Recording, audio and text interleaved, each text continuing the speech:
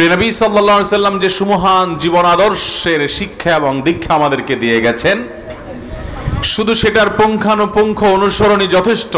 একজন মুসলমান সকল যুগে সকল সমাজে সবচাইতে সুচিন্তিত সিদ্ধান্ত গ্রহণকারী হওয়ার জন্য কোরআন এবং হাদিসের সে সুমহান আদর্শ অনুপাতে, পথ নির্দেশ অনুপাতে যদি আমাদের জীবনটাকে আমরা সাজাতে পারি, গড়তে পারি, সে অনুযায়ী যদি চলতে পারি, তাহলে আখিরাতের অনন্ত অসীমকালের জীবনের সুখ এবং শান্তির নিশ্চয়তা তো আছেই, দুনিয়াতেই আমাদের সে সকল সিদ্ধান্ত, সে সকল আয়াত এবং হাদিসের উপর আমল করার বদৌলতে, তার কারণে আমরা কখনো আমাদের মুখ ছোট হতে হবে না, আমরা কখনো ভুল সিদ্ধান্ত নিতে হবে না, বরং দুনিয়াতেও আমাদের মুখটা উজ্জ্বল থাকবে ইনশাআল্লাহ। এই জন্য একজন মুসলমান সব ক্ষেত্রে কোরআন এবং হাদিসের দিক নির্দেশনাগুলোকে আমল করার চেষ্টা করবে। বিশেষ করে কোরআনে কারীমের একটি সূরার কথা বলবো, সূরা হুজুরাত। আমাদের প্রত্যেক মুসলমানের এই সূরাটা খুব ভালো করে পড়া দরকার। আপনি এই সূরার যদি বিস্তারিত ব্যাখ্যা বিশ্লেষণ নাও জানেন, অন্তত সূরা হুজুরাতের যে আয়াতগুলো আছে বাংলা অনুবাদ, বাংলা অর্থটা অন্তত জানার চেষ্টা করেন। ছোট্ট একটা সূরা, আপনি যদি চেষ্টা করেন তাহলে এক বসায় কয়েক মিনিটের মধ্যে পুরা সূরার বাংলা অনুবাদ আপনি জানতে পারবেন। এবং এই সূরাটার প্রতিটি নির্দেশনা, বিশেষ করে শুরুর দিকের যে কয়েকটা আয়াত আছে এগুলো এবং পরবর্তী দিকের যে আয়াতগুলো আছে পুরো সূরা জুড়ে, এই আয়াতগুলোর আল্লাহ রাব্বুল আলামিন এগুলোর মধ্যে যে নির্দেশগুলো দিয়েছেন, একদম কাটা কাটা কিছু নির্দেশ, পরিষ্কার কিছু নির্দেশ। এই নির্দেশগুলো যদি আমাদের সমাজের প্রতিটা মানুষ আমল করে, এগুলোর চর্চা যদি আমাদের মধ্যে আমরা বাড়াই, এগুলোর আলোচনা পর্যালোচনা যদি আমরা বেশি বেশি করি, তাহলে এই সমাজে যে মুসলমান আমরা আছি, আমরা কোয়ালিটিফুল মুসলমান হতে পারবো, ভালো মুসলমান হতে পারবো। শুধুমাত্র নামকাওয়াস্তে মুসলমান হব না, প্রকৃত অর্থ মুসলমান হতে পারবো। সূরা হুজুরাতের যে আয়াতগুলো আছে, নির্দেশ নিষেধগুলো আছে, সেগুলোকে মেনে চললে সমাজে দেখবেন হানাহানি থাকবে না, অশান্তি থাকবে না, আপনার দ্বারা কষ্ট হবে না কারোর, আপনার রব আপনার উপর সন্তুষ্ট থাকবেন, মানুষও আপনার উপরে সন্তুষ্ট থাকবেন, আপনি নিজেও সুখী থাকবেন, ভালো থাকতে পারবেন। অতএব সূরা হুজুরাতটা বুঝে পড়ার চেষ্টা করবো তো ইনশাআল্লাহ। আমার যদি খুব বেশি সময় আজকে হাতে থাকতো, তো হয়তো আমি এই সূরার আদেশ নিষেধগুলোকে বের করে করে আলাদা করে করে বিস্তারিত আলোচনা করতাম। যেহেতু সে সময় নেই, আমি এই সূরা থেকে একটি জায়গা থেকে একটি নির্দেশনা নিয়ে শুধুমাত্র কিছু কথা বলবো ইনশাআল্লাহ তাআলা। আল্লাহ রাব্বুল আলামিন কোরআনে হাকিমে বলেছেন, ইয়া আইয়ুহাল্লাযীনা আমানু, হে ঈমানদারেরা, ইন জাআকুম ফাসিকুম বিনাবাইন, যদি কোনো ফাসিক ব্যক্তি, যার ভেতরে আল্লাহর ভয় নাই, যে হালাল হারামের বাজ বিচার করে না, যে কোন পথে যাবে কি যাবে না এই বিষয়ে কোরআন এবং সুন্নাহর ডিসিশনকে মাথায় নিয়ে চলে না, এইরকম ফাসিক, আল্লাহ বিমুখ, আখিরাত বিমুখ, পাপ এবং অপরাধ যার কাছে কোনো ব্যাপার না, এই রকম মানুষ যদি কোনো সংবাদ তোমাদের কাছে নিয়ে আসে, সে যদি তোমাদেরকে কোনো সংবাদ সরবরাহ করে দেয়, কোনো তথ্য দেয়, কোনো খবর বলে, কোনো কিছু জানায়, ফাতাবায়ানু, তাহলে তার সে সংবাদ খবর এটা গ্রহণ করবার আগে ভালো করে চেক করে নিবা, যাচাই বাছাই করে নিবা। যদি না করো তাহলে কি হবে? আনতুসিবু কওমান বিজাহালাতিন ফাতুসবিহু আলা মা ফাআলতুম নাদিমিন। যদি এটা না করো তাহলে সেক্ষেত্রে এই সমস্ত লোকদের কথা শুনে কোনো সিদ্ধান্ত নেওয়ার পরে দেখা যাবে এই সিদ্ধান্তের জন্য তোমাদেরকে পরবর্তীতে পস্তাতে হবে, লজ্জিত হতে হবে। নবী করিম সাল্লাল্লাহু আলাইহি ওয়াসাল্লাম একবার একটা ওয়াফদ, একটা দলকে পাঠিয়েছেন বনিল মুস্তালিকের কাছে যাকাত উসুল করবার জন্য। তারা সেখান থেকে যাকাত উসুল করতে গিয়ে, যাকে দায়িত্ব দিয়েছেন তিনি সেখান থেকে যাকাত উসুল করতে গিয়ে দেখলেন এলাকাবাসী তাদের দিকে অগ্রসর হয়ে আসছে শহর থেকে বের হয়ে। তাদের উদ্দেশ্য ছিল ওয়েলকাম জানানো, কিন্তু তারা ভুল বুঝেছেন। এই যে একটা ভুল বোঝাবুঝি হয়েছে, সেখান থেকে তারা নবী করিম সাল্লাল্লাহু আলাইহি ওয়াসাল্লামের কাছে ফিরে এসেছেন যাকাত কালেকশন করা ছাড়া। তারা মনে করেছেন যে এই লোকগুলো আমাদের সাথে বোধহয় যুদ্ধ করতে আসছে, আমাদেরকে হত্যা করতে আসছে। উল্টা তারা এসে নালিশ দিলেন নবী করিম সাল্লাল্লাহু আলাইহি ওয়াসাল্লামের কাছে। তখন মদিনার মুসলমানরা নবী সাল্লাল্লাহু আলাইহি ওয়াসাল্লাম সহ সকলে রাগান্বিত হয়ে গেলেন যে জাকাত, ফরজ জাকাত দিতে অস্বীকার করে এরা কেন? মুসলমান কিভাবে এটাকে অস্বীকার করতে পারে? এটাকে অস্বীকার করলে তো মুসলমানই থাকবে না। বনু মুস্তালিকের মানুষদের বিরুদ্ধে তারা ক্রুদ্ধ হয়ে গেলেন। এদিকে বনু মুস্তালিকের লোকেরা ফিরে আসলো, তারা এসে নবী করিম সাল্লাল্লাহু আলাইহি ওয়াসাল্লামের কাছে, তারা যখন দেখলেন কিরে নবীজির পাঠানো লোক তো চলে গেছে, আমরা তো তাকে ওয়েলকাম করতে গেছি, তখন তারা এসে নবী সাল্লাল্লাহু আলাইহি ওয়াসাল্লামের কাছে পুরো জিনিসটা খুলে বললেন। আল্লাহ তাআলা এই আয়াত নাজিল করলেন যে ঈমানদাররা কখনো যার তার কাছ থেকে যা তা শুনে সেটা বিশ্বাস করে কোনো সিদ্ধান্ত নিতে যাবে না। আল্লাহ রাব্বুল আলামিন অন্য আয়াতে বলেছেন, ওয়ালা তাকফু মা লাইসা লাকা বিহি ইলম, তুমি যে বিষয়ে ভালো করে জানো না, পরিষ্কার করে জানো না, স্পষ্টভাবে জানো না, তোমার কাছে যে বিষয়টা প্রমাণিত নয় রীতিমতো, এই বিষয়ে তুমি কোনো সিদ্ধান্ত গ্রহণ করতে যাবে না, কোনো অবস্থান গ্রহণ করতে যাবে না।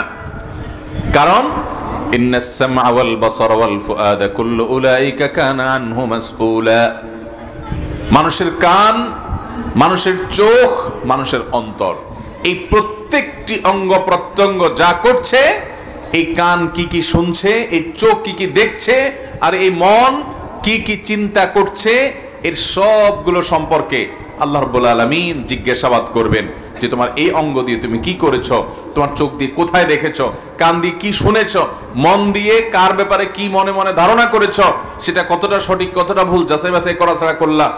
এর জন্য আল্লাহর কাছে জবাবদিহি করা লাগবে। আমরা অনেকে এগুলোকে গুনাহ মনে করি না, অপরাধ মনে করি না, পাপের কাজ মনে করি না, যার কারণে সেগুলোকে কোনো দোষের বিষয়ও মনে করি না। মুহতারাম হাজিরিন, গ্রামে শহরে, অনলাইনে অফলাইনে সব জায়গায় দেখবেন আমরা একজন আরেকজনকে নিয়ে নানান মন্তব্য করি, নানান কথা শুনি, চায়ের দোকানের আড্ডায়, রাস্তার মোড়ে মোড়ে, ফেসবুকের অলিতে গলিতে, বিভিন্নভাবে আমরা অন্যকে নিয়ে সমালোচনা করতে খুব মজা পাই, ঠিক না বে ঠিক? এই সমালোচনা করতে গিয়ে দেখা যায় তার সম্পর্কে আমরা এমন কিছু জানলাম, একজন এসে একটা বলল, আরেকজন এসে একটা বলল, লোকটাকে খারাপ বলল, আপনিও মনে করলেন লোকটা এত খারাপ, অথচ আপনি নিজে জানেন না এবং এর ব্যাপারে আপনার কাছে সুস্পষ্টভাবে প্রমাণিত নয়। যারা তথ্য দিয়েছে তারা নির্ভরযোগ্য না, তাদের মধ্যে আল্লাহর ভয় নাই, তারা ফাসিক, কিন্তু তাদের কথা শুনে আপনি বিশ্বাস করে বসে আছেন। তাহলে মনে মনে যদি আপনি খারাপ ধারণা কোনো মুসলমান সম্পর্কে করেন অথচ বাস্তবে সেরকম কিছু না, তাহলে এই ধারণার কারণে কিচ্ছু করেন নাই, শুধু মনে মনে একটা ধারণা করছেন এবং যথাযোগ্য সূত্র ছাড়াই গ্রহণ করেছেন, এই কাজটার কারণে শুধুমাত্র আপনার আমল নামায় একটা গুনাহ লেখা হবে, সগীরা গুনাহ না, কবিরা গুনাহ। কথা কি বুঝাতে পারছি? এই জন্য বাবারা, ভাইয়েরা আমার, কারোর সম্পর্কে ধারণা করার আগে 10 বার চিন্তা করতে হবে যে আমি কি ধারণা করছি। কেউ কিছু এসে বললেই আমি বিশ্বাস করে ফেলবো না, বিশেষ করে যখন নেগেটিভ বিষয় হবে, কারোর বিষয় হবে। অবাধ তথ্য প্রবাহের এই যুগে এই জিনিসগুলো অনেক বেশি হয় এবং এই পাপটার পরিমাণটাও অনেক বেশি হয়। যেহেতু অবাধ তথ্য প্রবাহের সুযোগ আছে, এই সুযোগে, এই সুবাদে দেখবেন ফেসবুকে কারোর কিছু পাইলেই হইল, ওইটা ছড়াছড়ি শুরু হয়ে গেছে। খুঁজতে খুঁজতে যায় দেখবেন গোড়ায় আসলে তিলের তাল বানানো হয়েছে, রাত্রে দিন করা হয়েছে, দিনকে রাত করা হয়েছে। আর মূলধারার মিডিয়াগুলোতেও দেখা যায় অনেক সময়, টেলিভিশনে, পত্রপত্রিকাও দেখা যায় অনেক সময় সাদাকে কালো, কালোকে সাদা করে দেখানো হয়েছে। আমরা সেগুলো দেখে অনেক সময় অন্ধের মতো বিশ্বাস করে ফেলি। যেই ভদ্রলোক নিউজ করেছে, রিপোর্ট করেছে, তিনি কোনো এখানে উদ্দেশ্যমূলকভাবে করেছেন কিনা, কারোর কাছ থেকে পয়সা খেয়ে করেছেন কিনা, একটা ভালো মানুষকে কালপ্রিট প্রমাণ করার চেষ্টা করছেন কিনা, একটা খারাপ মানুষকে ভালো করার দেখানোর চেষ্টা করছে কিনা, এই কাজগুলা মিডিয়াতে বা বিভিন্ন জায়গাতে হয় কি হয় না অনেক সময়। অথচ আমরা দেখা যায় এগুলো শুনেই অন্ধের মতো বিশ্বাস করে বসে থাকি। এর বাইরে ঘরে ঘরে, ঘরে ঘরে, এগুলো তো জাতীয় পর্যায়ের কথা বলছি, ঘরে ঘরে এই অপরাধে পাপের চর্চা হয়। আপনি প্রবাসে আছেন, বিদেশে, আপনার বউটা দেশে আছে, মায়ের সাথে লম্বা চড়া মোবাইলে কথা হয়, আপনার মা, আপনার বোন, আপনার ঘরের অন্যান্য অনেকে আপনার স্ত্রী সম্পর্কে দুনিয়ার কথাবার্তা বলে, এদিকে আপনার কান ভারী হয়ে যাচ্ছে, আপনার চোখ মুখ লাল হয়ে যাচ্ছে, স্ত্রীর ব্যাপারে খুবই ফেটে পড়তেছেন, আপনি কিন্তু জায়গায় নাই, আপনি শুধুমাত্র শুনে শুনে কি করছেন, ফুলতেছেন। আবার উল্টাটাও হয়, যে বউয়ে ফোন করে করে আপনার কাছে আপনার মার বিরুদ্ধে, আপনার বোনের বিরুদ্ধে, আপনার ভাইয়ের বিরুদ্ধে তিল হলে ওইটাকে তাল বানায়া, ওইটাকে রং চং লাগায়া আপনার বিরুদ্ধে, তাদের বিরুদ্ধে আপনাকে ফুলায় তুলতেছে, আছে না নাই? আপনি তখন যদি অন্ধের মতো বিশ্বাস করেন, বিশেষ করে যে বিশ্বাসযোগ্য না, আপনি আপনার মা, আপনার বোন, আপনার স্ত্রী সম্পর্কে যদি এই কনফিডেন্ট থাকে যে দুনিয়া উল্টিতে পারে, আমার মা মিথ্যা বলে না, আমি জানি, এটা বোঝার জন্য আবার ততটুকু যোগ্যতা দরকার যে কতটুকু বিশ্বাসযোগ্যতা, মা হলেই আমি অন্ধ হয়ে যাব, মা যে মিথ্যা বলতে পারে, ঘুরে বলতে পারে, বাড়ায় বলতে পারে, এইরকমও অনেক মা আছে, বোনও আছে, স্ত্রী এরকম অনেক সময় হয়। তো কারোর ব্যাপারে যখন সিদ্ধান্ত নেবেন, সেটা মা হোক, বোন হোক, স্ত্রী হোক, ভাই হোক, অন্য কেউ হোক, 10 বার চিন্তা করতে হবে যে যা শোনানো হলো আমাকে, এটাই কি সত্য, না এই সত্যের পেছনে আসল সত্য লুকায়িত আছে। ওইটা জানার আগ পর্যন্ত কারোর ব্যাপারে নেগেটিভ চিন্তা করে নেগেটিভ ডিসিশন নিলেন, মাথা গরম করে ফেললেন, দেখা যাবে এরপরে আপনি এক সময় টের পাইছেন যে আসলে আপনি ভুল করছেন, আপনাকে সঠিক তথ্য দেয়া হয় নাই, ততক্ষণে এমন কিছু ঘটাই ফেলছেন যাতে আপনার চোখটা চিরকালের জন্য ছোট হয়ে গেছে। হয় কি হয় না এগুলো? ভাইরা আমার, একজন মুসলমান দায়িত্বশীল হবেন, একজন মুসলমান দায়িত্বশীল হবেন। আমি যাই শুনবো তাই বিশ্বাস করব না। আমাকে বিশ্বাস করতে হলে যাচাই বাছাই, অনুসন্ধান চালাতে হবে, চেক করতে হবে, ক্রস চেক করতে হবে। যদি কারোর ব্যাপারে নেগেটিভ ধারণা করতে হয়, হ্যাঁ, কারোর ব্যাপারে পজিটিভ ধারণা করবেন, ইতিবাচক ধারণা করবেন, কারোর ব্যাপারে সুন্দর ধারণা করবেন, এটার জন্য প্রমাণের প্রয়োজন নাই, এটা আপনি ধারণা করে করলে বরং সওয়াব হবে। কথা কি বুঝাতে পারছি? একটা লোক সম্পর্কে ভালো ধারণা করবেন, কারণ নবী করিম সাল্লাল্লাহু আলাইহি সাল্লাম বলেছেন, ইয়্যাকুম ওয়াজ-যান ফাইন্নাজ যান্না আকযাবুল হাদিস। তোমরা কুধারণা করা থেকে বেঁচে থাকবা। কে কি বললো না বললো, আপনি এটার কারণে বিশ্বাস করে একটা মানুষ নিয়ে বাজে ধারণা করলেন, এটা করবেন না, কারণ এটা সবচেয়ে বড় মিথ্যা। মানুষের কান কথা শুনে বা আপনি ইশারা ইঙ্গিতে কিছু দেখে বাজে ধারণা করলেন। ও যে একটা গল্প আছে না, যে দুজন লোক, তারা দুজনে ভোর রাতে দেখেছে একজন লোক ভোর রাতে উঠে পুকুরের ঘাটে হাত মুখ ধুইতেছে। হাত মুখ ধুইতেছে এটা একজন চোরে দেখছে আর একজন তাহাজ্জুদ গুজারে দেখছে। চোর দেখে বলতেছে, যারে আমি মনে করছি এই গ্রামে আমি একাই আছি, দেখি আমার জাতি ভাই আরেকটাও আছে, পাওয়া গেছে। ভোর রাতে মানুষের ঘর বাড়িতে বিভিন্ন জায়গায় খুঁজে খুঁজে আমি চুরি করি, তাই মনে হচ্ছে আর কেউ নেই, ঘাটে দেখে আরেকটা হাত মুখ দিতেছে, এটাও মনে আমার দলেরই। কারণ সে নিজে যেহেতু চোর, এই জন্য ধারণা করছে কি আরেক বেচারা তাহাজ্জুদ পড়তে উঠছে, উনি উঠে বলতেছে, মাশাআল্লাহ মাশাআল্লাহ, আমাদের এলাকাতে আরো অনেক তাহাজ্জুদ গুজার তাহলে আছে, আমার তো জানা ছিল না, মাশাআল্লাহ, এই ভাইটা ওযু করতেছে তাহাজ্জুদ পড়ার জন্য। এই জন্য তাহাজ্জুদ গুজার দেখে সে চিন্তা করছে কি তাহাজ্জুদ গুজার। মোহতারাম হাজিরিন,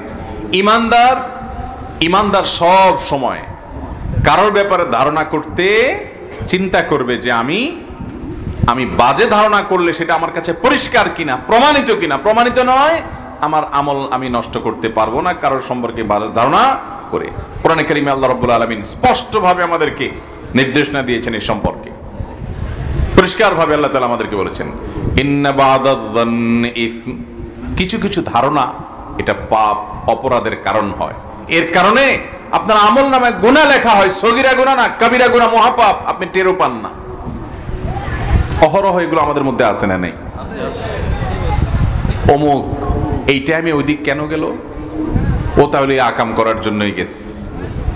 এই জায়গায় এই কথাটা কেন বললো, তাহলে ওর মতলব এটা খারাপ। এইরকম মানুষকে নিয়ে বাজে মন্তব্য করা, বিশেষ করে অবাধ তথ্য প্রবাহের এই যুগে এবং তথ্য প্রযুক্তির উন্নতির এই সময়ে এই পাপটা, এই অপরাধটা অনেক নেককার, অনেক নামাজি মানুষও অহরহ করে থাকে। মুহতারাম হাজিরিন, এটা থেকে বাঁচার চেষ্টা করবো তো ইনশাআল্লাহ। নবী করিম সাল্লাল্লাহু আলাইহি সাল্লাম বলেছেন, কাফা বিল মারই কাযিবান আন ইউহাদ্দিসা বিকুল্লি মা সামিআ। যা শুনলেন ওইটাই বিশ্বাস করে আবার বলে বেড়ালেন মানুষের কাছে। মিথ্যুক হওয়ার জন্য আর বেশি কিছুর দরকার নাই, এটাই যথেষ্ট। ফেসবুকে কি পাইলেন না পাইলেন শেয়ার দেয়া শুরু করে দিলেন, রিপোস্ট করা শুরু করলেন, কপি পেস্ট করা শুরু করলেন কারোর সম্পর্কে বাজে মন্তব্যের পর। আদৌ ঠিক কিনা সঠিক কিনা একটু তাহাকিক করেন, একটু চেক করেন, তারপর সিদ্ধান্ত নেন। তার আগে সিদ্ধান্ত নেওয়া যাবে। কত সংসার ভেঙে গেছে কান কথা শুনে শুনে, আছে না নাই? কত চায়ের দোকান থেকে, রাস্তার মোড়ে মোড়ে থাকা চায়ের দোকান থেকে কত লোকের মধ্যে সম্পর্কের অবনতি ঘটছে, সম্পর্ক নষ্ট হয়েছে, গ্রামে অশান্তি হয়েছে, শহরে অশান্তি হয়েছে, ঘরে ঘরে বিপদ হয়েছে, কর্মস্থলে অশান্তি হয়েছে, কত লোকের চাকরি চলে গেছে, কত রকম অসুবিধা হয়েছে, শুধুমাত্র এই কান কথা এবং শোনা কথা, ধারণা প্রসূত মন্তব্য, এগুলোর কারণে। ঠিক না ভাই? ঠিক। আপনি ভালো মুসলমান হতে হলে আপনাকে হিসেব করে চলতে হবে। আমি যার তার কথা যেমনে সেমনে বিশ্বাস করব। একটা লোকরে দেখাইলে মিডিয়াতে যে একটা লোক বেচারা অনেক অপরাধী, অনেক খারাপ, বেশিরভাগ ক্ষেত্রেই খারাপ হয়, কিন্তু কোনো কোনো ক্ষেত্রে এগুলো তামাশা করে, ষড়যন্ত্র করে বিভিন্নভাবে ওই লোকটাকে খারাপ প্রমাণের চেষ্টা করাও হয়। এই জন্য ঘটনার পেছনের ঘটনা জানা ছাড়া ইমানদার কখনো বাজে ধারণা মন্তব্য করবে না। বিশেষ করে পারিবারিক যে জীবন, এই পারিবারিক জীবনে এই বিষয়টা অনেক গুরুত্বপূর্ণ। আমরা পরিবারের এক সদস্যের কথা শুনে আরেকজনের উপরে আমরা খেপে উঠি। আমরা একজনের কথা শুনে আরেকজনের সম্পর্কে বাজে ধারণা করি, আরেকজনের সম্পর্কে ডিসিশন নেই। এগুলো নেওয়ার আগে আমাদেরকে বারবার ভাবতে হবে, বারবার ভাবতে হবে। আমি নিশ্চিত না, ওয়ালা তাকফু মা লাইসা লাকা বিহি ইলম, আল্লাহ বলেছেন তুমি যে বিষয়ে তুমি জানো না, পরিষ্কার ভাবে তোমার জ্ঞান নাই, ধারণা ধারণা, ভাষা ভাষা, কেউ বলছে, শুধুমাত্র যে বলছে তার ভিতরে আল্লাহর এত ভয় নাই, তাহলে তুমি সে বিষয়ে কোনো সিদ্ধান্ত নিবা না, কোনো ডিসিশন গ্রহণ করবা না, কোনো অবস্থান গ্রহণ করবা না। আল্লাহ তাআলা আমাদেরকে এই একটা বদ স্বভাব, যে শোনা কথা, শোনা সংবাদ, কিছু পাইলেই সেটা বলে বেড়ানো, প্রপাগান্ডা চালায় বেড়ানো, তালে তাল মেলানো, স্রোতে গা ভাসানো, শোনা কথা শুনে মানুষ সম্পর্কে বাজে মন্তব্য করা, এই অপরাধ থেকে আল্লাহ আমাদেরকে বেঁচে থাকার তৌফিক দান করুন। আমরা যদি এই অপরাধ থেকে বেঁচে থাকি, তাহলে আমাদের সমাজে দেখবেন শান্তির নহর বইছে, ঘরে ঘরে দেখবেন শান্তি, অশান্তি দূর হয়ে গেছে। কেউ বাজে মন্তব্য করবে, বলবেন যে তুমি নিশ্চিত না জেনে কথা বলো না। হ্যাঁ, লোকটা বিশ্বস্ত, দিনদার, আল্লাহ ভীরু, মিথ্যা বলা মানুষ না, তার কথা ভিন্ন। কিন্তু অবিশ্বস্ত, অনির্ভরযোগ্য মানুষের কথায় আমরা কখনো কান দেব না। একটি হাদিসে নবী আলাইহিস সালাম আমাদেরকে নিষেধ করেছেন আমরা যেন কিল কাল না করি। কিল কাল মানে কি? কিল কাল মানে হলো বলা হয়েছে, শুনেছি, মনে হয়, অমুকে বলছে, এরকম উড়া উড়া কথা, এগুলো থেকে নবী করিম সাল্লাল্লাহু আলাইহি ওয়াসাল্লাম মুসলমানকে দূরে থাকতে বলেছেন। তিনি বলেছেন, দা মা ইউরিবুকা ইলা মা লা ইউরিবুক, তোমার যেটা সন্দেহ হয় এটা ছুঁড়ে ফেলে দাও। সন্দেহ করে কারোর সম্পর্কে অন্তত নেতিবাচক কোনো অবস্থান নেওয়া যাবে। অনেক মুসলমান আছে নামাজ পড়তে পড়তে পড়তে কপালে সিল পড়ে গেছে। অনেক মহিলা আছে, 5 ওয়াক্ত তো পড়েন, তাহাজ্জুদও পড়েন, পর্দানশীল, সবই ঠিক আছে, কিন্তু মাশাআল্লাহ কান কথা শোনার জম আছে না নাই? ঘরে ঘরে অশান্তি আছে না নাই? আপনি ভালো মুসলমান হইতে পারবেন না এই বদস্বভাব থাকলে। কেউ কিছু বললেই কিছু লোক দেখবেন যে একেবারে পাগল পরা হয়ে, আকৃষ্ট হয়ে ওইদিকে তাকায় তাকায়, কি বলছে, কে কি বলছে, এগুলো আমার শোনার দরকার না। বিশেষ করে আরেকজন সম্পর্কে বাজে মন্তব্য, বাবা আমার কবরে আমাকে যেতে হবে, তার কবরে আমি যাব, সে খারাপ হলে তার হিসাব আল্লাহ নেবে। আমি তার সম্পর্কে বাজে ধারণা কারোর কাছ থেকে শোনা কথার উপর ভিত্তি করে, রাস্তার মোড় থেকে পাওয়া কথার উপর ভিত্তি করে, কান কথার উপর ভিত্তি করে, ফেসবুকে কি উড়া থেকে ধুলা কি পাইলাম না পাইলাম, আর শুরু করে দিলাম প্রপাগান্ডা, এগুলা করব। আল্লাহ তাআলা আমাদেরকে বোঝার তৌফিক দান করুন। সবাই মেনে চলার চেষ্টা করবো তো ইনশাআল্লাহ। সূরা হুজুরাতের কথা বলেছিলাম, সূরা হুজুরাতটা আমরা বুঝে বুঝে পড়বো তো ইনশাআল্লাহ। সূরা হুজুরাত এমন একটা সূরা, যেই সূরাটা আপনাকে ভালো মানুষ করবার জন্য যথেষ্ট, ভালো মানুষ করার জন্য। এই সূরার প্রতিটি আয়াত, প্রতিটা আদেশ নিষেধ যদি আপনি মেনে চলেন, এই কুধারণা সম্পর্কে এই সূরাতে আল্লাহ তাআলা বলেছেন, ইন্না বা'দায-যান্নি ইসম, কিছু কিছু ধারণা মানুষ সম্পর্কে, এগুলো পাপ, অপরাধ। আপনি কারোর সম্পর্কে বাজে ধারণা করেছেন, আপনার কাছে স্পষ্ট প্রমাণ নাই, কিয়ামতের ময়দানে আপনাকে আল্লাহ তাআলা জিজ্ঞাসাবাদের মুখোমুখি করবেন যে তুমি যে বাজে ধারণা করছো, প্রমাণ হাজির করো। তার সম্পর্কে কিসের ভিত্তিতে তুমি এই ধারণা করছো? প্রমাণ দেখাইতে পারেন নাই, ধারণা করে শোনা কথার উপর ভিত্তিতে করছেন, ধারণা খারাপ, আপনার শাস্তি হবে। আর যদি কারোর সম্পর্কে সুধারণা করেন প্রমাণ টমান ছাড়া, আল্লাহ একজন মুসলমান, এই জন্য আমি তার সম্পর্কে ধারণা ভালো করেছি, ব্যাস শুধুমাত্র এই জন্য আমার কাছে মনে হয়েছে লোকটা ভালো, আমি সুধারণা পোষণ করছি, এর জন্য কোনো প্রমাণ দেয়া লাগবে না। এই সুধারণা পোষণ করার কারণে আপনার সওয়াব হবে, ইবাদত হবে, নেক আমল হিসাবে গণ্য হবে ইনশাআল্লাহ। আল্লাহ তাআলা আমাদের সবাইকে ভালো মানুষ হওয়ার তৌফিক দান করুন। ভালো মানুষ না হলে কোনোদিন ভালো মুসলমান হওয়া যাবে, আর ভালো মুসলমান না হলে জান্নাতেও যাওয়া যাবে। আপনি ভালো মুসলমান হলে দেখবেন মানুষও আপনাকে ভালোবাসছে, আল্লাহও আপনাকে ভালোবাসছে, ফেরেশতারা আপনাকে ভালোবাসছে। এই জন্য আমাদের আচরণগুলোকে ভালো করার চেষ্টা, আমি যে পয়েন্টটি বলেছি এটা আচরণগত ব্যাপার, আচরণগত। আজকাল মুসলমানদের মধ্যে নামাজি মুসলমান পাওয়া যায়, ওয়াজ শোনা মুসলমানও মাশাআল্লাহ কম হোক বেশি হোক আছে, কিন্তু এই আচরণগত দিক থেকে ভালো, কোরআন হাদিস যেভাবে বলে সেইভাবে চলে, এইরকম মুসলমান খুব বেশি পাওয়া। লম্বা দাড়ি আছে মাশাআল্লাহ, পরনে জুব্বাও আছে, টুপিও আছে, সবই ঠিক আছে, কিন্তু মানুষের পিছে লাগালাগির বদভ্যাস আছে, আছে না নাই? ঘরে ঘরে ঘরে ঘরে জনে জনে। এই জন্য আমরা সংকল্প করি মানুষের অধিকার আমরা নষ্ট করব, কারোর চরিত্র নিয়ে বাজে ধারণা করার আগে 10 বার ভাববো, প্রমাণ আমার কাছে ক্লিয়ার হওয়ার আগ পর্যন্ত যাত্রার কথা শুনে আমি বিশ্বাস করব, চেষ্টা করবো তো ইনশাআল্লাহ। আল্লাহ আমাকে আপনাকে ভালো মানুষ হওয়ার তৌফিক দান করুন, ভালো মুসলমান হওয়ার তৌফিক দান করুন, জান্নাতি মানুষের যে চরিত্র সেটা অর্জন করার তৌফিক দান করুন। জাযাকুমুল্লাহু খাইরা ওয়া আখিরু দাওয়ানা আলহামদুলিল্লাহি রাব্বিল আলামিন। ভাই অনেকগুলো প্রশ্ন আছে, সময় অনেক কম, সেজন্য আলোচনা আমি সংক্ষিপ্ত করলাম, প্রশ্ন উত্তরটা একটু বেশি করে দেওয়ার চেষ্টা করি। বিসমিল্লাহ। এক বোন প্রশ্ন করেছেন, ফরজ সালাতে রাকাত ভুল হলে সৌসজদা দেয়া যাবে কিনা, দিলে কতবার দেওয়ার নিয়ম, একবার না 2 বার? ফরজ নামাজে রাকাত যদি ভুল হয় কি করবেন?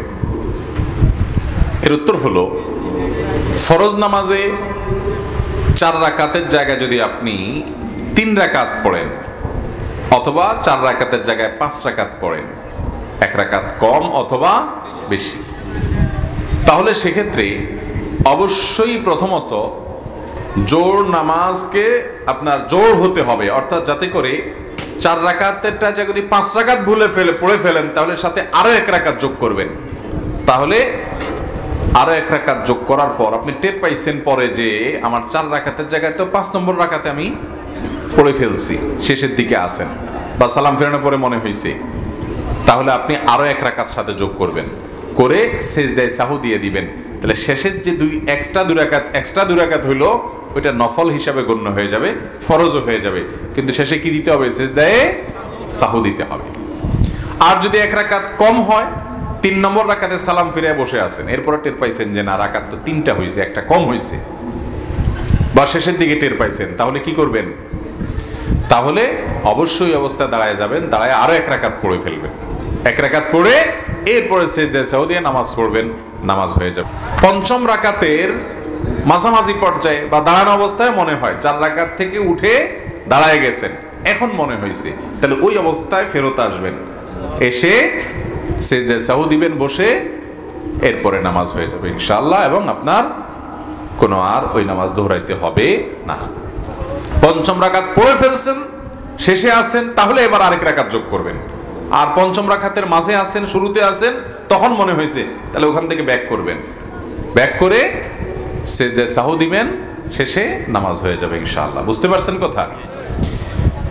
এটা জামাতের সাথে হোক আর একাকী হোক, সর্বাবস্থায় একই কথা প্রযোজ্য, যে রাকাত নিয়ে যদি ভুল হয় তাহলে সেক্ষেত্রে এভাবে করবেন। আর যদি সন্দেহের মধ্যে পড়ে যান রাকাত কি 4টা না 5টা, এটা কি আপনাদের মাঝে মধ্যে হয় না প্রায় সময় হয়? এই রোগের রোগীর সংখ্যা বেড়ে গেছে, এত দান্দা মাথায়, ফেসবুক, ইউটিউব, টিকটক, লাইক, এটা সেটা, নামাজের মধ্যে আর মনোযোগ ধরে রাখা যায় না, শুধুমাত্র লাল নীল মাথায় আসে, তাই না ভাইরা আমার? এটা খুব খারাপ কথা। যে নামাজের মধ্যে মনোযোগ আমার একেবারে নাই, খুব খারাপ কথা। যদি কখনো এরকম হয় যে 3 না 4 আমি ডিসিশন নিতে পারতেছি না, তাহলে দেখতে হবে মন বেশিরভাগ কোন দিকে টানে। বেশিরভাগ যদি 4-এর দিকে টানে তাহলে 4 ধরে ফেলতে হবে এবং শেষে সিজদা সাউদিয়া নেবেন। আর যদি বেশিরভাগ 3 মনে হয় তাহলে 3 ধরে শেষে আরেক রাকাত পড়ে সিজদা সাউদিয়া নেবেন, 4 রাকাতের নামাজ হলে। আর যদি 3 না 4 কোনো দিকে মন আপনার সমান মানে বেশি টানে না, বরং সমান সমান মাঝখানে দাঁড়ায় আছেন, একেবারে এদিকেও টানে না মন ওইদিকেও টানে না, এমন এক জটিলতায় আছেন, তাহলে সেক্ষেত্রে কমটা ধরবেন। কোনটা ধরবেন? 3 না 4। 3-এর দিকেও মন অর্ধেক টানে, 4-এর দিকেও মন অর্ধেক টানে, মনে কোনো দিকে টেনে বেশি নেওয়া যাচ্ছে না, একবারে মাঝখানে দাঁড়ায় আছে, তাহলে ওই 4 রাকাত তালা নামাজকে কমটা ধরে রাখবেন, 3 রাকাত ধরবেন, ধরে আরেক রাকাত পড়ে শেষে সিজদাও দিবেন, নামাজ হয়ে যাবে। কথা কি বুঝতে পারছি? আর যদি প্রবল ধারণা হয় যে না 4-এর সম্ভাবনা বেশি, 3-এর ব্যাপারে ওয়াসওয়াসা আসতেছে, তাহলে সিজদাও লাগবে না, 4 দিয়েই নামাজ শেষ করে ফেলবেন। আর 3 সম্পর্কে যে হালকা হালকা মনে হচ্ছে এটা বুঝবেন যে শয়তানের ওয়াসওয়াসা, ওইটার কারণে সিজদাও দেওয়া লাগবে না। তাহলে মাঝামাঝি দাঁড়ায় থাকলে কমটা ধরে সিজদাও দিবেন। আর কোনোভাবে যদি ডিসিশন নিতে না পারেন তাহলে যে পদ্ধতি বলো ওই পদ্ধতি অবলম্বন করবেন। বুঝে আসছে কথা? এরপরে প্রশ্ন হলো, শারীরিক প্রতিবন্ধীর পেছনে নামাজ পড়লে নামাজ হবে কিনা? যিনি শারীরিক প্রতিবন্ধী তার পিছনে যদি আপনি নামাজ পড়েন, তিনি যদি ইমামতি করেন, নামাজ হয়ে যাবে, নামাজ হবে না এমন কোনো কথা। যিনি শারীরিক প্রতিবন্ধী, দেখা গেল তিনি সবচেয়ে বেশি কোরআন শুদ্ধ করে পড়তে পারেন উপস্থিত মুসল্লিদের মধ্যে, মুক্তাদিদের মধ্যে, তিনি সবচেয়ে বেশি মাসআলা ভালো জানেন সালাত সম্পর্কে, তাহলে তিনি ইমামতি করলে তার পিছনে নামাজ পড়লে নামাজ হয়ে যাবে। হ্যাঁ, যদি এরকম কোনো প্রতিবন্ধকতা তার শরীরে থাকে যেটার কারণে তার পবিত্রতা তিনি ঠিকমতো করতে পারেন কিনা সন্দেহ, অন্ধ মানুষ, বা আপনার এমন কোনো অসুবিধা আছে যেটার কারণে সব রকমগুলো ঠিকমতো আদায় করতে পারেন না, মুসল্লিদের অসুবিধা হয়, তাহলে ওইরকম ব্যক্তিকে ইমাম হিসাবে নিয়োগ দিবেন না, দেওয়া যাবে না। ওইরকম ব্যক্তির পিছনে নামাজ পড়বে না। কিন্তু যদি পড়েন তারপরেও নামাজ হয়ে যাবে, নামাজ হবে না এমন কোনো কথা। কারণ শারীরিক প্রতিবন্ধকতা এটা তো তার ইচ্ছাকৃত কোনো অপরাধের ব্যাপার না, ত্রুটি না। ব্যক্তিগত অপরাধও যদি থাকে আর নামাজ ঠিকঠাক মতো ইমামতি করে, তার পিছনেও নামাজ হয়ে যায়। যদিও ইমাম হিসাবে নিয়োগ দেওয়ার সময় খেয়াল করতে হবে যার পিছনে মানুষ নামাজ পড়বে তিনি যথাসম্ভব পবিত্রতা ইত্যাদি ইত্যাদি রোকনগুলো সব ঠিকমতো আদায় করতে পারেন, এরকম ব্যক্তিকেই ইমামতিতে নিয়োগ দেওয়ার চেষ্টা করতে হবে। এরপরে প্রশ্ন হলো, স্ত্রী তালাকনামা পাঠিয়েছে, স্বামী সেটা গ্রহণ করে নাই, এই মুহূর্তে স্ত্রী অন্য স্বামী গ্রহণ করতে পারবে কিনা? স্ত্রী যদি তালাকনামা পাঠায় তাহলে স্বামী যদি গ্রহণ না করে তালাক হবে কিনা? একই কথা উল্টা দিক থেকেও করা যায়, একই প্রশ্ন। স্বামী তালাকের নোটিশ পাঠাইছে, স্ত্রী সেটা রিসিভ করে নাই, তাহলে তালাক হবে কিনা? এর উত্তর হলো, তালাক যদি শরিয়ার নিয়ম অনুযায়ী প্রয়োগ করা হয় তাহলে অপরপক্ষ গ্রহণ করছে কি করে নাই এটার উপরে শরিয়ার দৃষ্টিকোণ থেকে তালাক পতিত হওয়া নির্ভর করে না। কথা কি বুঝতে পারছি? স্বামী তালাক লিখে পাঠিয়েছে চিঠি, স্ত্রী সেটা গ্রহণ করে নাই, তো এতে কিছু আসে যায় না। স্বামী যদি তালাক লিখে পাঠিয়ে থাকে তালাক হয়ে গেছে, স্ত্রী গ্রহণ করুক বা না করুক। স্ত্রী যদি তালাক নামা পাঠায় স্বামীকে, তো স্ত্রী তালাক দিতে পারে কিনা? উত্তর হলো, স্ত্রী সরাসরি তালাক দিতে পারেন না।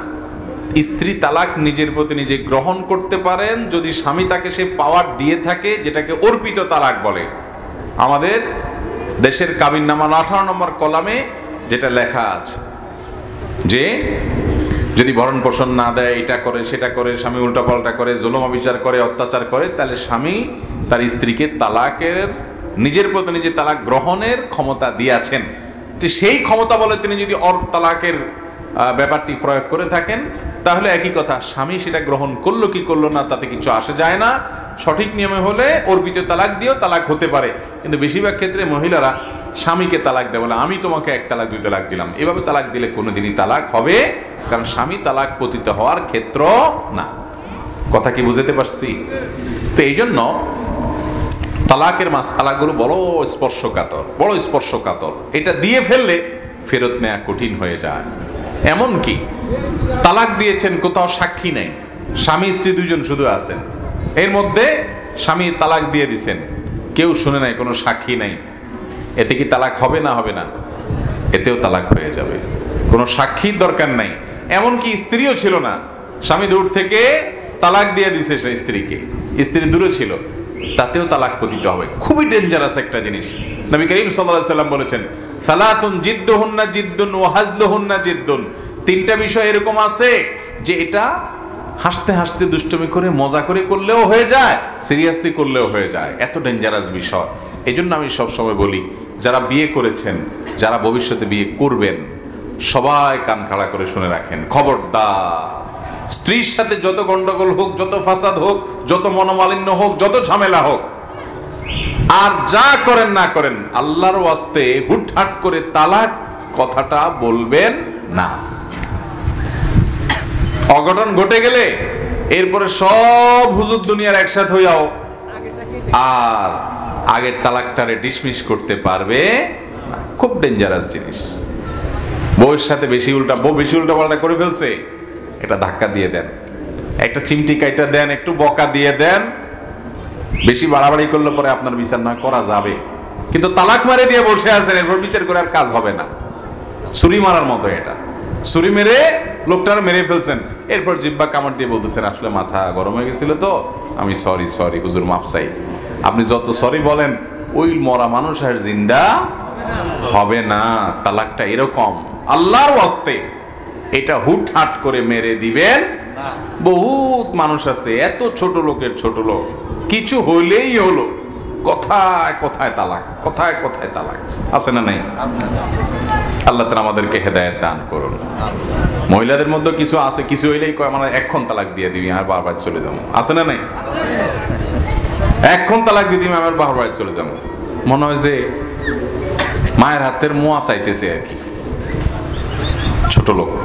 আবার অনেক স্বামী আছে, সেও এরকম, কিছু হইলেই বলে যে তোমার আমি তালাক দিয়ে দিব, তোমার রাখবো না, তোমার সংসার করবো না, তোমার বারবার চল পাঠিয়ে দিব, এরকম আছে না নাই?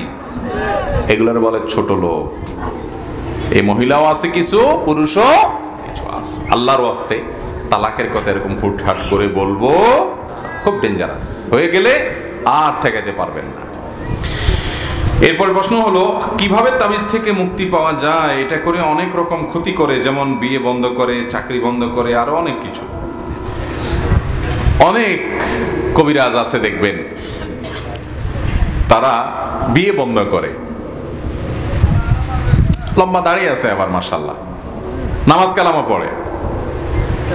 তো ফেরেশতার মতো মানুষটার কাছে কেউ যায় 200, 500, 2000, 4000, 5000, 10,000 টাকা ধরায় দিলে যে অমুক মেয়ের বিয়ে বন্ধ করে দেন, করে দেয়, আছে না নাই? এ তো সাক্ষাৎ ইবলিস, এটা হুজুর না, এটা সাক্ষাৎ কি? ইবলিস। ওটা মুখে লম্বা দাঁড়িয়ে থাকতে পারে, কিন্তু সাক্ষাৎ ইবলিস। কারণ মানুষের ক্ষতি করা ইসলামে জায়েজ না হারাম?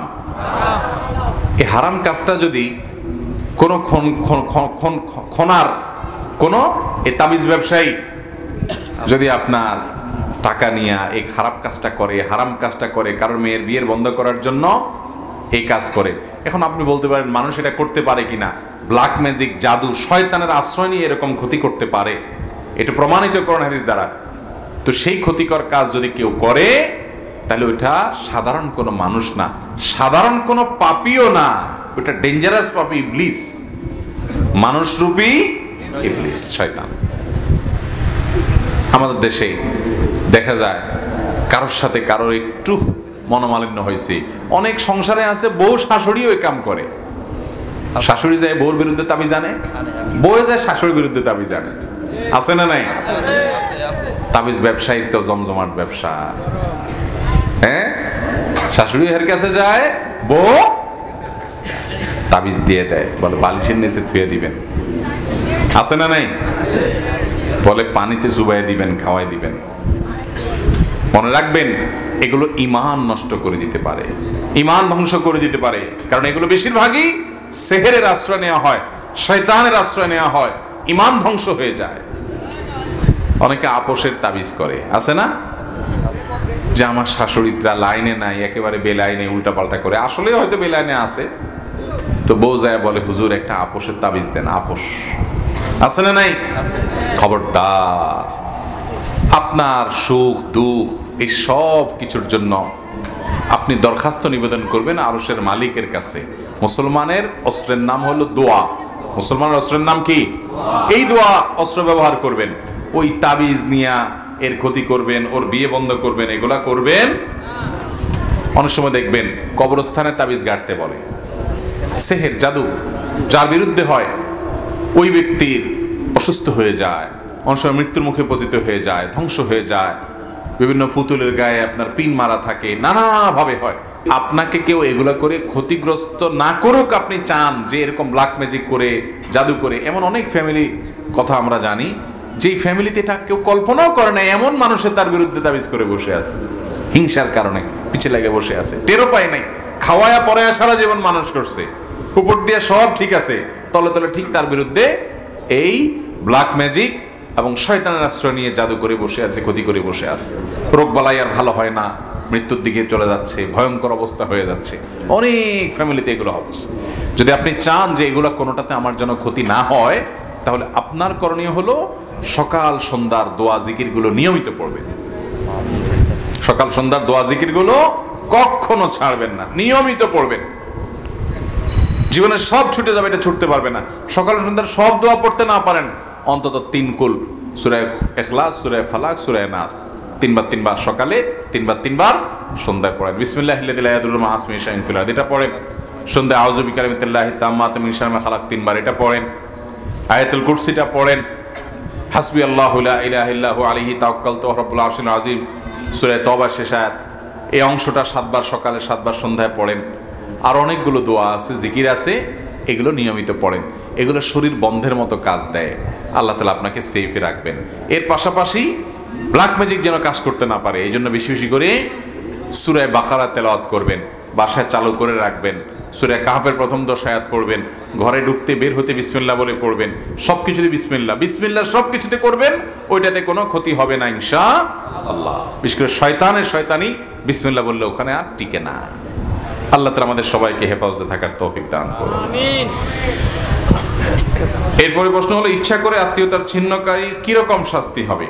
যদি কেউ ইচ্ছাকৃতভাবে আত্মীয়তার সম্পর্ক ছিন্ন করে, তাহলে সেক্ষেত্রে সে কবিরা গুনাহে লিপ্ত। আর কবিরা গুনাহে লিপ্ত হলে তার শাস্তি হলো জাহান্নাম, সাধারণ কোনো শাস্তি নয়। আত্মীয়তার সম্পর্ক ছিন্ন করা ছোট কোনো গুনাহ না, ছোট কোনো পাপ না ভাই, বড় পাপ, বড় পাপ, বড় অপরাধ। রক্ত সম্পর্কীয় আত্মীয়, ভাই বোনের মধ্যে সারাদিন লেগে থাকে, ঠিক না ভাই? ঠিক। সংসার একটু ভারী হইলে 1000টা সমস্যা হতে পারে। হয় আমার ভাইয়ের ভিতরে সমস্যা আছে, বুঝলাম, তারপরও দিন শেষে আমার ভাই। আমার বোনের মধ্যে সমস্যা আছে, বদখাসলত আছে, অনেক দোষ আছে, বুঝলাম, কিন্তু তারপরও সে আমার বোন। আমাদের দুইজনের রক্ত এক। আল্লাহ ফরজ করে দিয়েছেন আনতাসিলুল আরহাম, রক্ত সম্পর্কীয় মানুষগুলোর সাথে সম্পর্ক তোমার জোড়া দিয়ে রাখতে হবে, এটা ফরজ। মনে না চাইলেও করতে হবে। আর কিছু না পারেন, খোঁজ খবর নেন, দেখা হইলে সালাম দেন, মনে দুঃখ পরাণে থাক, কিন্তু তারপরও যোগাযোগ রাখতে হবে। কোনোভাবে সম্পর্ক ছিন্ন করা যাবে না। হ্যাঁ, রাগ করতে পারেন, রাগের চোটে 3 দিন কথা বললেন না, এতটুকু অধিকার আছে। কিন্তু 3 দিনের পরে মন থেকে কথা বলতে মন চায় না, তারপরও একটু হাসেন, তারপরে একটু কথা বলেন, আল্লাহকে খুশি করার জন্য। মনে থাকবে তো ইনশাআল্লাহ? মানুষ একসাথে চলতে গেলে পৃথিবীতে টুনটান বাঁধবে না? বাঁধবে না? সব কি বেটে বলে হবে? আপনার সব ভাই বোন একরকম হবে না। একটা বোন এত উপকার করেন, তারপরও আপনার মায়ের সাথে কাছে আপনার নামে বদনামি করে, শুধু আছে না নাই? শুধু এটা চায়, সেটা চায়, দিতে দিতে দিতে শেষ, তারপরেও তাদের খুশি করা যায় না। এরপরও তারা না খুশ, এরপর আপনার বউয়ের পিছে লাগে, এরপর আপনার ছেলে মেয়ের পিছে লাগে। লাগুক, সে যদি খারাপ করে সে আল্লাহর কাছে বিচারের মুখোমুখি হবে, কিন্তু আমি তার ভাই হিসেবে তাকে সম্পর্ক ছিন্ন করতে আর যা পারি সম্পর্ক ছিন্ন করা। হ্যাঁ, সম্পর্ক ছিন্ন তখন করতে পারেন যে এর সাথে সম্পর্ক রাখলে শুধু আমার ক্ষতিই করে, তাবিজ করে, বান্টনা করে, জাদু করে, বিভিন্নভাবে ক্ষতি করে। এই জন্য আমি দূরে থেকে থেকে সম্পর্ক রাখবো। সম্পর্ক ছিন্ন মানে কি? দূরে থেকে থেকে সম্পর্ক রাখার চেষ্টা করব। যদি এমন হয় যে সম্পর্ক যতই রাখি, রাখতে গেলেই আমার ক্ষতি করে, তাহলে আপনি নিজের সেফটির জন্য, নিরাপত্তার জন্য আপনি দূরত্ব বজায় রাখবেন। তারপরেও চেষ্টা করবেন কোনো না কোনোভাবে কানেক্টেড হওয়ার, তার ভালো চাইবেন, আল্লাহ তার হেদায়েত দান করুক, দোয়া করবেন, বিভিন্নভাবে মানুষকে দিয়ে বুঝাইবেন, আল্লাহর কাছে প্রার্থনা করবেন। ভাইরা আমার, রক্ত সম্পর্কীয় আত্মীয়, সেটা বাপ হোক, ভাই হোক, চাচা হোক, ফুফু হোক, ভাই বোন হোক, ছেলে মেয়ে তো আছেই, তাদের হকের ব্যাপারে কিয়ামতের ময়দানে আমাদেরকে জিজ্ঞাসা করা হবে। আল্লাহ রাব্বুল আলামিন আত্মীয়তার বন্ধন, আত্মীয়তার যে সম্পর্ক, এই সম্পর্কটা তার ভাষায় আল্লাহ তাআলার কাছে অনুযোগ করেছিল। আল্লাহ তাআলা বলেছেন, তোমাকে যে রক্ষা করে চলবে আমি তাকে রক্ষা করব, তোমাকে যে ছিন্ন করবে আমি তাকে ছিন্ন করে ফেলব। অনেক মানুষ আছে নামাজ কালাম পড়ে, দিনদার, সব ঠিক আছে, কিন্তু রক্ত সম্পর্কীয় আত্মীয়দের সাথে সম্পর্ক তো নাই, বরং দুনিয়ার সবচেয়ে বেশি শত্রুতা এদের সাথে আছে না নাই? সবাই তো ফেরেশতা হবে না ভাই, সবার সাথে বেটে বলা হবে না, কিন্তু তারপরও নিজে ভালো থাকার চেষ্টা করতে হবে। এরপরে প্রশ্ন হলো, গ্রামের মসজিদগুলোতে নির্দিষ্ট সময় ফরজ সালাতে জামাত শেষ হবার পর নতুন করে যেসব মুসল্লিরা প্রবেশ করে, তারা নতুন করে জামাত না করে বিচ্ছিন্নভাবে, বিক্ষিপ্তভাবে একাকী সালাত আদায় করে। আবার কখনো কখনো জামাত করলেও নতুন করে একামত দেয় না। আমার প্রশ্ন, মসজিদে দ্বিতীয় জামাত না করে একাকী সালাত পড়া কতটুকু সঠিক? আর যদি দ্বিতীয় জামাত করলে একামত দেওয়া, যদি দ্বিতীয় জামাত করে তাহলে একামত দেওয়া আবশ্যক কিনা? প্রথম জামাত মসজিদে হয়ে গেছে, পরে যে মুসল্লিরা আসছে তারা মূল মসজিদে দ্বিতীয় জামাত করবে কিনা? ফুকাহায়ে আহনাফের মত হলো দ্বিতীয় জামাত করবে না, কারণ এভাবে যদি দ্বিতীয় জামাত, তৃতীয় জামাত, চতুর্থ জামাতের অপশন খোলা থাকে তাহলে মানুষ মূল জামাতের প্রতি আগ্রহ হারিয়ে ফেলবে। এটা হলো ফুকাহায়ে আহনাফের যুক্তি। তবে এর বিপরীতে অনেক ফুকাহায়ে ইকরামের মতেই এটি করা যাবে, বরং করা উচিত, কারণ একাকী নামাজের চাইতে জামাতের নামাজের সওয়াবের পরিমাণ কত বেশ কম, 27 গুণ বেশ কম। এত বড় ফজিলত মিস হয়ে যাবে যদি একা একা পড়ে। অবশ্য ফুকাহায়ে ইকরামের মতে বারান্দা একটু সাইডে সরে যদি পড়ে জামাত, দ্বিতীয় জামাত, কোনো অসুবিধা নেই। নবী করিম সাল্লাল্লাহু আলাইহি ওয়াসাল্লাম তার কাছে, তার মসজিদে জামাত শেষ হওয়ার পর এক ব্যক্তি আসছে, তিনি এখনো নামাজ পড়েন নাই, জামাত তো তার মিস হয়ে গেছে। তখন নবী করিম সাল্লাল্লাহু আলাইহি ওয়াসাল্লাম বলেছেন, তোমাদের মধ্যে কে আছো যে জামাতে আগে নামাজ পড়ে ফেলছো, এখন এই বেচারার সাথে জামাতে শরীক হবা যাতে সে জামাতে সওয়াব পায়, তোমারটা নফল হয়ে গেল, তোমার তো ফরজ হয়ে গেছে। তখন একজন বলল, ইয়া রাসূলুল্লাহ, আমি তার সাথে জামাতে পড়বো। তিনি আগে ফরজ পড়ে ফেলছিলেন, তখন এই নতুন আগত মানুষটার সাথে সেই মুক্তাদি হয়ে নামাজ পড়লেন, তারা জামাতে সওয়াব পাইছেন। এই জন্য জামাতে নামাজ পড়ার ব্যাপারে আমাদের খুব সিরিয়াস হতে হবে, কোনোভাবে যেন সেটা মিস না হয়। ঘর বন্ধ করা শরীয়তে জায়েজ আছে কিনা? ঘর বন্ধ করা, এটার অনেক নিয়ম আমাদের সমাজে প্রচলিত আছে। যদি রুকিয়া শারঈয়ার অংশ হয়, সেখানে বেশরিয়তে কোনো কাজ করা না হয়, ঘরে যাতে দুষ্ট জিনের উপদ্রব এগুলো না থাকে, যেগুলো আছে সেগুলো থেকে মুক্ত করা হয়, আজান দেওয়া হলো, কোরআন তেলাওয়াত করা হলো, এই জাতীয় কাজ করা হয়, তাহলে এগুলোর মাধ্যমে ঘরকে দুষ্ট জিন, ব্ল্যাক ম্যাজিক থেকে মুক্ত করার প্রয়াস, এটা গ্রহণযোগ্য হতে পারে।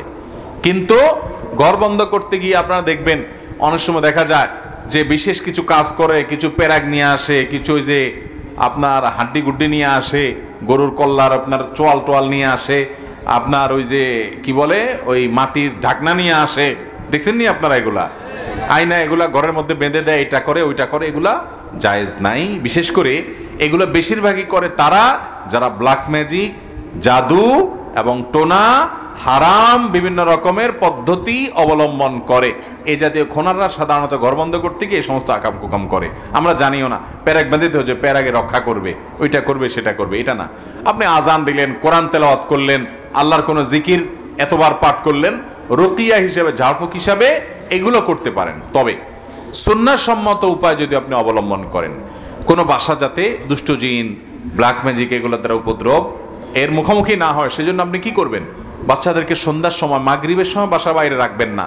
এই সময় শয়তানগুলোর বিচরণ হয়, বাচ্চাদের উপরে প্রভাবটা বেশি পড়ে সাধারণত।